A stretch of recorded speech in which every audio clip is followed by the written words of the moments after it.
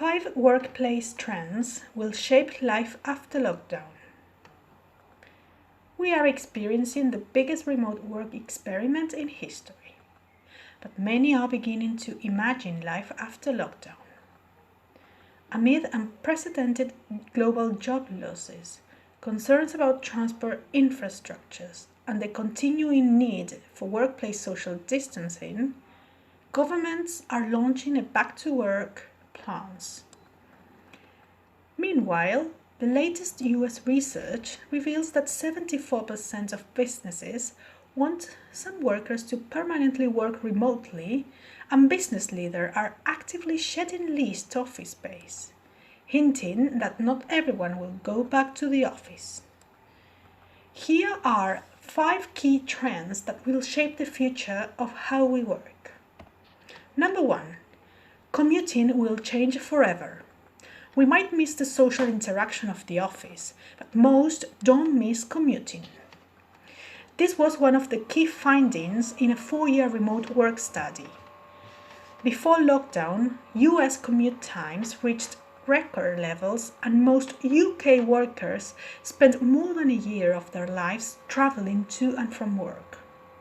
People tell me that a hybrid strategy of working from home 2 days a week is one ideal scenario. Those eager to go back to the office will have to wait. Many will need to work from home for weeks or months to come. The situation is fluid, but governments are drawing up plans for workers to stagger working times, so public transport is not overwhelmed.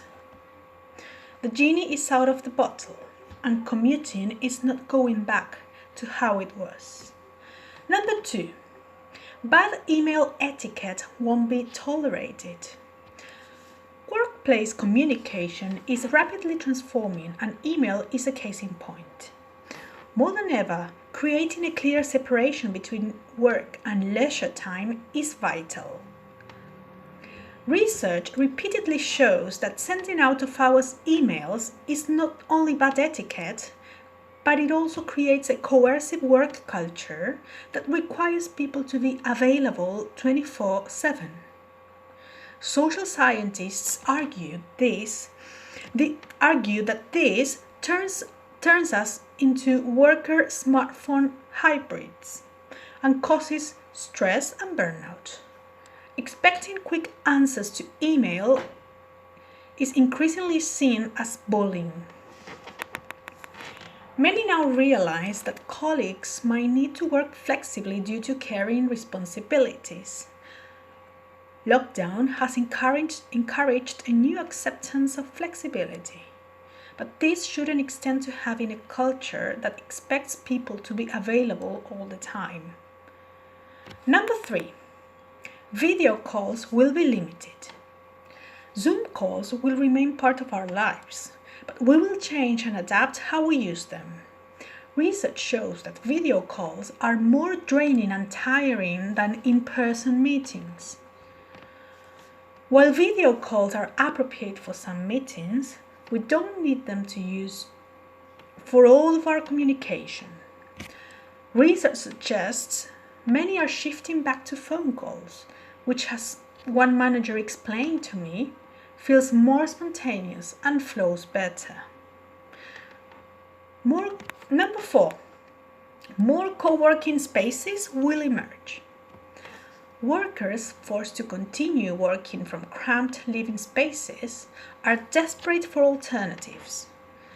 When lockdown lifts, they will turn to the cafes and co-working spaces that are still in business. Before COVID-19, co-working spaces were projected to increase more than 40% worldwide. The paradox of remote working is that people crave the flexibility, but know that being around others boosts productivity. Research shows that over time, remote workers crave the physical closeness that comes with just being alongside other people. It's exactly why in 2017, IBM pulled many employees back into the office, despite having previously published a 2014 white paper in support of remote working. Local coworking spaces, as opposed to big investor-funded brands such as WeWork, would do well. Independent co-working spaces in some areas were thriving before COVID-19, and they may become more mainstream if they survive lockdown. Number 5. Could we become part-time digital nomads? Digital nomads are extreme remote workers that post Instagram stories from exotic locations. Right now, that lifestyle seems unrelatable, impossible, and to many unethical. Nonetheless, many decently paid workers in New York, London, and Paris are stuck in uncomfortably small flats, dreaming of escaping from lockdown. As a house manager recently confided to me, London without nightlife and culture isn't fun. Everyone wants to escape to somewhere outdoorsy when allowed. I'm not sure I approve, but it is understandable.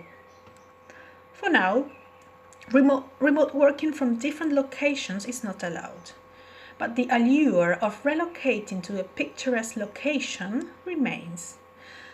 And Brian Chesky, who's the CEO of AirBnB, is banking on it.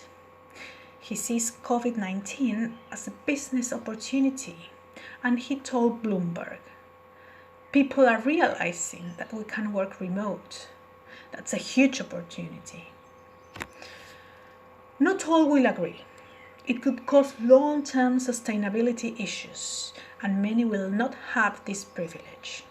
But when lockdown fully lifts, who's to say more people will not work remotely from different parts of the world beyond their living rooms?